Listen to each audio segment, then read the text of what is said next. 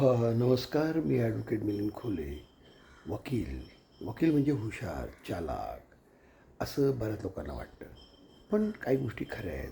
अशीच एक छोटी गोष्ट आहे तुम्हाला सांगायची इच्छा आहे, की एकदा काय होतं आणि ही बहुतेक ऐकलेली पण असेल बऱ्याच लोकांनी.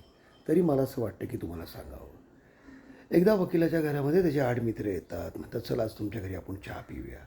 अचानक घरी आल्यानंतर बायको नवऱ्याला बोलवते आतमध्ये आणि म्हणते, "अहो, तुम्ही तुमच्या मित्रांना बोलवलं आहे, पण आपल्याकडे साखरच नाही आहे. काय करायचं?" तर "ठीक आहे, काय काळजी नको करू. तू चहा तर बनव." चहा बनवल्यावर प्रत्येकाला चहा दिला जातो आणि त्यावेळेला त्यावेळी म्हणतात, की "बाबा एक शर्त आहे." म्हणे, "एक शर्त आहे की समजा ज्याच्या कपामध्ये जर साखर नसेल, तो उद्याचं जेवण त्यांनी सगळ्यांना द्यायचं." ही अट टाकल्यानंतर सगळ्यांनी चहा पिला, पण कोणी काहीच बोललं नाही. एवढंच नव्हे तर त्यातल्या एकाने सांगितलं, "मला अहो चहा खूप छान आहे, साखर जास्त झालेली आहे."